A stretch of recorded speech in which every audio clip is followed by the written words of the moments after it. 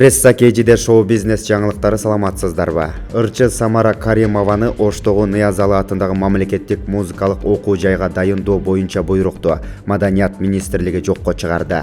Министр Азамат Жаманкулов дайындоо мыйзамсыз болгонун билдирди. Самара Каримова мен кызматка келгенге чейин 24-октябрда дайындалган. 2 күндөн бери документтерди териштирип, дайындоо мыйзамсыз болгонун аныктадык. Буйрукка статкатча Өзбекстанда жүрүп кол койгон, бул мыйзамсыз. Мен өз буйругум менен Самара Каримованын дайындалышын бүгүн жокко чыгардым, деди Жаманкулов.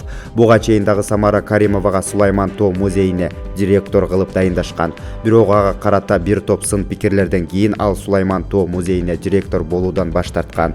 Кыргыз Республикасынын эмгек сиңирген артисти наамын алуусуда бир топ чырлар менен коштолгон.